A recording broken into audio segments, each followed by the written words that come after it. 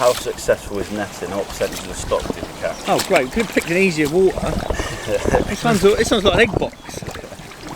So we've got Andrew Ellis with us, and I bet my last pound that he is probably the most experienced guy for netting lakes in the country. He's been doing it for 30 years, every single day through the winter, 5 days a week in the water netting lakes. So what better guy to ask the most frequently asked question that we get when we're netting is how successful is netting? What percentage of the stock do we catch?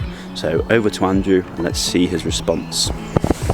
Well, obviously it varies. Like everything in this job, it's site specific. We use that phrase a lot because people tend to generalise, and it does my head in, to be honest, because people go, oh, obviously the simplest answer is if you can get the water down, especially below any vegetation and snags, that's a massive bonus. Obviously some lakes you can't, huge great big lakes, reservoirs, etc., sometimes you can't drain them, but most of the time you can. Even on big lakes, we do a lot of work in France, obviously, you've been out there with me, and you wouldn't dream of netting them unless you could drop the water. When you're trying to catch silvers as well, they're going to hide, as we've shown people time and time again. They always hide in vegetation, they're not out in open water, especially during the day, just getting eaten by birds. You can't beat draining it, and if you're going to get us in to do a job, we want to do the best job possible. Obviously, we've got loads of kit and experience, but there's only so much you can do in a day.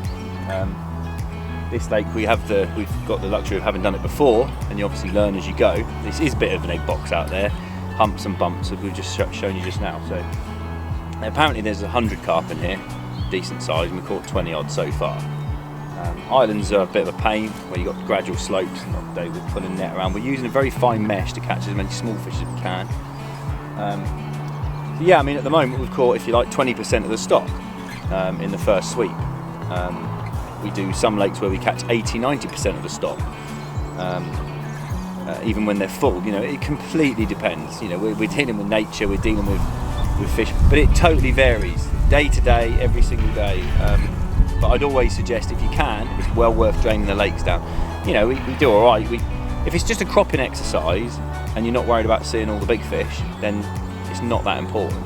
But if you're expecting to catch all the big carp and have a good look and weigh them all and kiss them and all that sort of stuff, then get the water down, because little things like that make a big difference. And the same with cropping silvers. If there's snags and undulations and undercut banks, that's where the fish are going to be. And whilst you think, that's all right, we'll just walk along the banks, kick them out and they'll swim off, that doesn't happen. We've tried to, it's hard when we're working to get good footage, but they're always under the banks, and you kick them and they just do this. They're out and back in again. So yeah, you get it below all that and you can do a hell of a job, and the difference it makes, and it's not just about the carp, because if you remove a decent amount of silverfish and you can keep on top of the birds, then obviously the remainder of those fish can get bigger as well. Some lakes are naturally productive, so they've got more nutrients, more natural food, etc., so you get better growth rate. But on here, we'll see. You know, we caught 20% of the big fish this sweep. I think there's quite a few in here, so we'll go and help Matt scare him out of that end. You pull a little bit more, Dave, but not too much. I'm going to go help Matt